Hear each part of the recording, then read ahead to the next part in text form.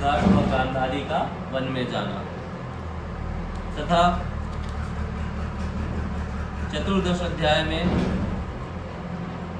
अपशगुन देखकर महाराज युधिष्ठिर का शंका करना और अर्जुन का द्वारका से वापस लौटना। आज हम अथ पंचदशो अध्याय, जिसमें कृष्ण विवरा व्यथित पांडवों का परीक्षित को राज्य देखकर स्वर्ग सिधारना जानेंगे।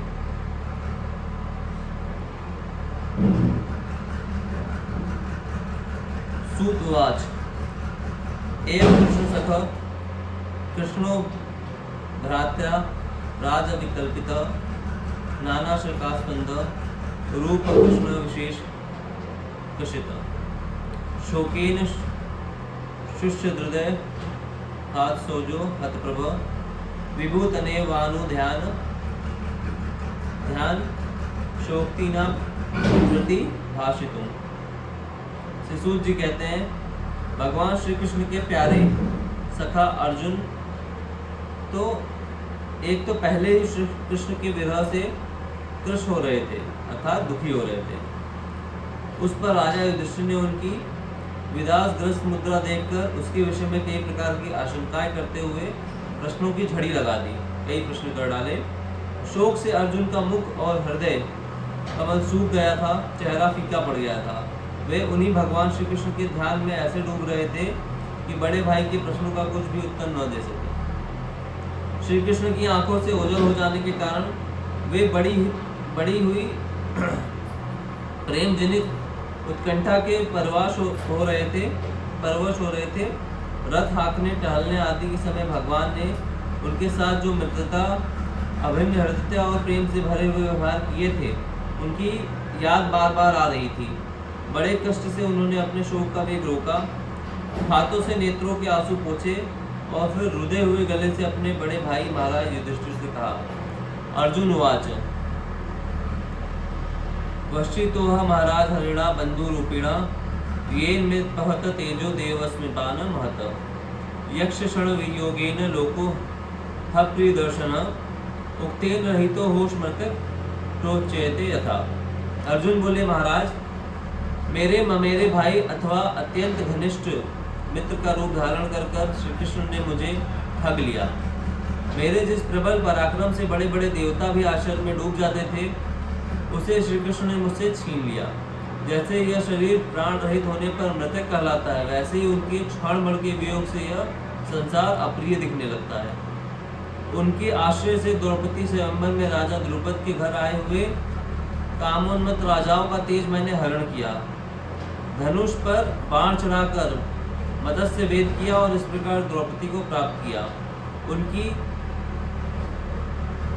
संधि मात्र से मैंने समस्त देवताओं के साथ इंद्र को अपने बल से जीतकर अग्निदेव को उनकी तृप्ति के लिए खांडव वन का दान कर दिया और मैं दानों की निर्माण की हुई अलौकिक कला कौशल से युक्त मायामयी सभा प्राप्त की और आपके यज्ञ में सब और से आकर राजाओं ने अनेकों प्रकार की भेंट समर्पित की।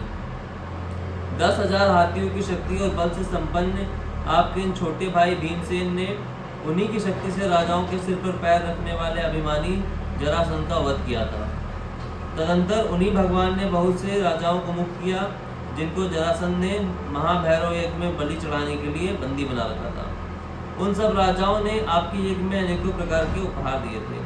महारानी द्रौपदी राजसूय यज्ञ के महान अभिषेक से पवित्र हुए अपने उन सुंदर केशों को, जिन्हें दुष्टों ने भरी सभा में छूने का साहस किया था, बिखेर कर तथा आंखों में आंसू भरकर जब श्री कृष्ण के चरणों में गिर पड़ी, तब उन्होंने उनके सामने उसके उस घोर अपमान का बदला लेने की प्रतिज्ञा करके उन धूर्तों की स्त्रियों की ऐसी दशा की कि वे विधवा हो गई और उन्हें अपने केश अपने हाथों से खोल देने पड़े। वनवास के समय हमारे वैरी दुर्योधन के षड्यंत्र से 10,000 शिष्यों के साथ बिठाकर भोजन कराने वाले महर्षि दुर्वासा ने हमें दुस्तर संकट में डाल दिया था। जब ये लोग वन में थे, पांडव लोग, तो उस समय दुर्योधन ने षड्यंत्र करके महर्षि दुर्वासा को 10,000 शिष्यों के साथ पांडवों के पास भेज दिया था कि आप उनका भी निमंत्रण स्वीकार करें। लेकिन उस समय पांडव उस दशा में नहीं थे कि वो 10,000 लोगों को 10,000 ब्राह्मणों को भोजन करा सकें, क्योंकि जंगल में कहाँ से रहेंगे, तो खुद बेचारे ढूंढ के अपना करते थे। लेकिन उनके ऐसा करते ही नदी में स्नान करते हुए मुनि मंडली को ऐसा प्रतीत हुआ मानो उनकी तो बात ही क्या, सारी त्रिलोकी ही तृप्त हो गई, पर भगवान श्री कृष्ण ने वहाँ पर एक चावल के दाने से पूरे संसार को तृप्त कर दिया था। उनके प्रताप से मैंने युद्ध में पार्वती सहित भगवान शंकर को आश्चर्य में डाल दिया था, तथा उन्होंने मुझको अपना पशुपत नामक अस्त्र दिया। साथ ही दूसरे लोकपालों ने भी प्रसन्न होकर अपने अपने अस्त्र मुझे दिए। और तो क्या, उनकी कृपा से मैं इसी शरीर से स्वर्ग में गया और देवराज इंद्र की सभा में उनके बराबर आधे आसन पर बैठने का सम्मान प्राप्त किया। तो सशरीर अर्जुन जी गए थे स्वर्गलोक, जो कि दूसरा कोई जा नहीं सकता, बहुत ही कठिन है, बहुत मुश्किल है, और भगवान की कृपा से अर्जुन सशरीर स्वर्ग तक गए थे। शरीर समेत गए थे ना। हाँ, उनके आग्रह से जब मैं स्वर्ग में कुछ दिनों तक रह गया, तब इंद्र के साथ समस्त देवताओं ने मेरी इन्हीं गांडीव धारण करने वाली भुजाओं का विवाद कवच आदि दैत्यों को मारने के लिए आश्रय लिया। महाराज, यह सब जिनकी महती कृपा का फल था, उन्हीं पुरुषोत्तम भगवान श्री कृष्ण ने मुझे आज ठग लिया, ऐसा अर्जुन जी ने कहा।